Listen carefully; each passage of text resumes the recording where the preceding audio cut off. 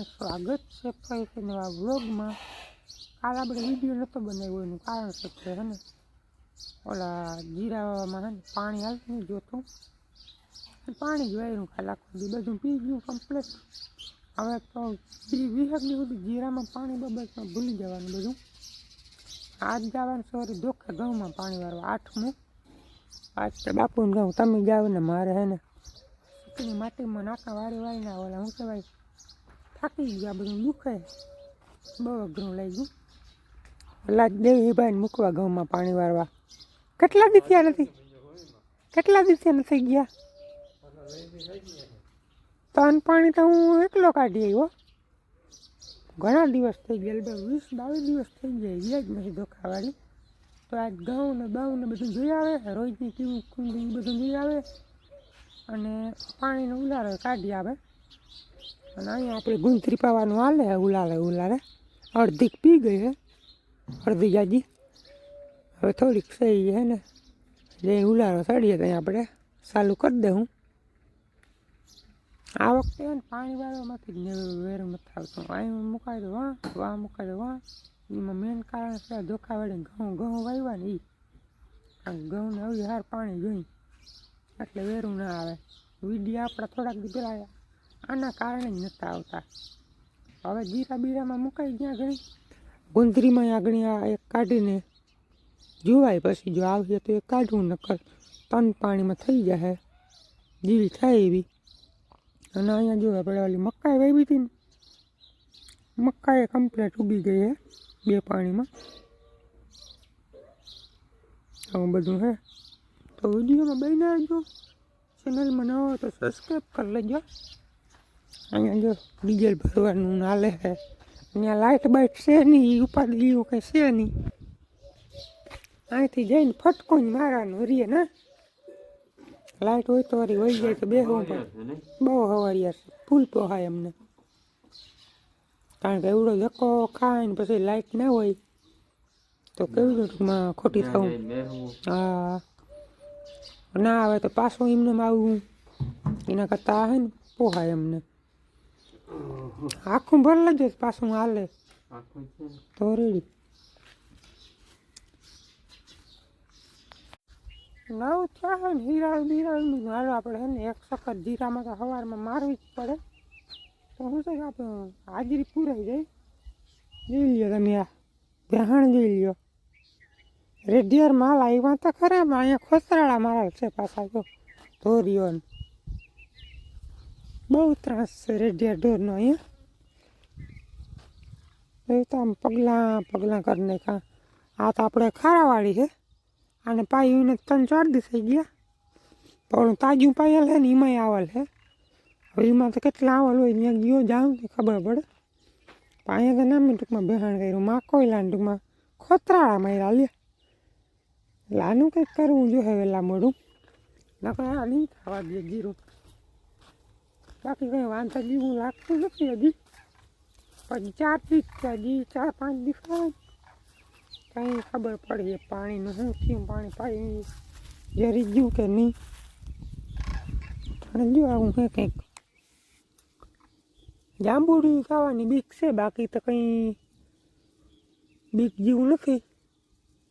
શું થાય આગળ જતાં ખબર પડી ગયા છે. એમ તો કોક છૂટા જાંબુડિયા છે, આવ નથી એવું નથી. જો આ રહ્યા હા ક્યાંક છે, હવે વધારે ન થાય ને તો સારી વાત કહેવાય, નકર પછી આપણું કંઈ કામ આવે નહીં. હવે આપણે ઓલા ખેતરમાં ચક્કર માર લે ના આવ્યો ત્યાંથી એ જ અક્ષર જોવું જોઈએ, પછી એમાં જાઉં. જો આપણામાં જાજા નથી ભાઈ, એક આવલ છે ગારામાં રમણ ભમણ કરી નાખ્યું જીરાનું કામ. હજી આમ આગળ જોઈ આવી આપણામાં બહુ વાંધો નથી, એક જ ઠેકાણાથી એક જ ઢોર નીકળે. આમાં વધારેલો હોત ને તો હાવ ખાલી જ પાયું હતું, પણ દેખને જ બેહાણ કરી નાખત. અને આપણે છે ને 2 પડામાં ચક્કર લાગી ગઈ. જો આ હોંડા પડ્યું ને ત્યાંથી આમ લીધું પછી અહીંથી પાછું આમ લીધું વરલેથી લઈ અને સીધું અહીંયા જ આ 2 વાળીમાં ઘૂમરો લાગી ગયો. 2 ખેતરની હાજરી પૂરાઈ ગઈ છે.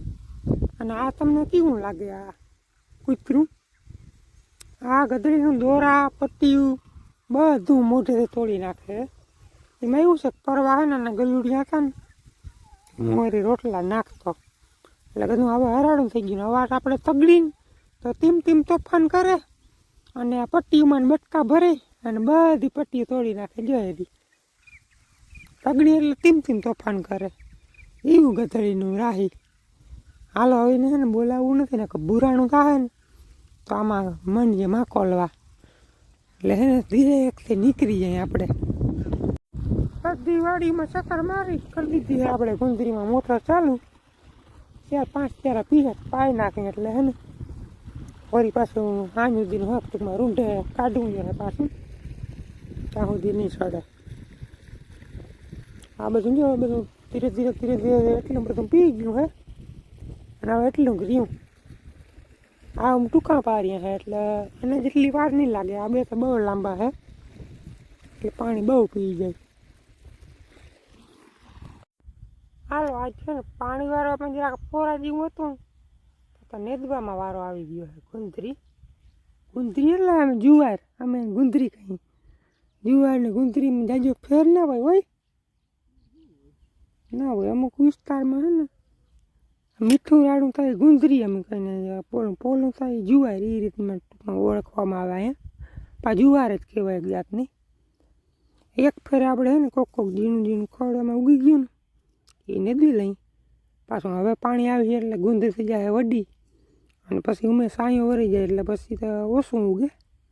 પાળજી નાની ગુંદરી હતી ને ખડ ઉગી ગયું ને એ આપણે ઉપાડ લઈએ તો બિયાણ ના થાય અને પાટલામાં આપણે વખીડું વાંકી નાખ્યું એટલે હાયરુંમાં જ છે કોક અને હવે તો રીવી નથી જાજુ. આ એક પાર્યું હે અડધું બાકી બધું નેદાતું આવ્યું અને વાહ લગું પાણી પીતું આવ્યું. એટલે આ એક જ છે પાયું પણ અહીંયા શું છે વરાસનું ઓલું હોય ને માંડવીનું ખરું થોડાકમાં છે ખડ.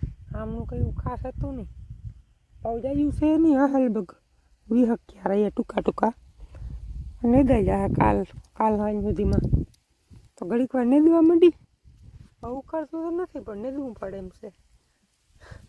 પછી આપણે ઓલું ઝટકાનો વાયર વચમાં ક્યાંક તૂટી ગયો હે એ જોઈ લઈ હેરખું ફેન્સિંગ જે વિખાણું નથી ને કારણ કે રાતથી ઢોરતા આવે હે. હજી સુધીમાં આપણે ઝટકા મશીન લીધું ને તે પછી આવ્યા નથી એટલું સારું છે નથી આવ્યા ને જો તો ઝટકો લાગીએ ને આપણી ગુંદરી બગાડીએ બે થાય એટલે આખી એ જોઈ લઉં બધું ફેન્સિંગ રેડી જ છે કે નહીં થોડીક વાર નદીને પછી. હાલો ફેન્સિંગમાં આપણે છે ને આ ગરેડી નબરી ક્વોલિટીની આવી ગઈ ને કે વૈશમાંથી જો કપાઈ ગઈ પછી આગળ બદલાવી ગરેડી અને હજી આપણે જોતા જઈએ કે એવું ફોલ્ટ હોય તો હમો કરતા જાય. બાકી તો એને વારા ઢીલા થઈ ગયા હેરખું આપણે ટાઈટ કરી નથી ગયા એટલે બાંધ્યા ને એટલે પછી ઉમેરી વૈશમાંથી તૂટે એટલે પાછો ટાઈટ થાય નહીં. પ્રથમ થાય ને તો જ થાય પછી ના મેળ આવે. પણ હજી વાંધો નથી પણ ગુંદરી વડી થાય ને ત્યાં ગુંદરીને છોટા આડીએ ને ત્યાં વળી પાર્કિંગ થાય તો શોર્ટ થાય ત્યાં વળી પાછું ઊંચું કરવું જોઈએ વારો. અટાણે હજી વાંધો નહીં આવે 10-15 દી આવી જાય પછી વળી કુશી મેળવું જોઈએ.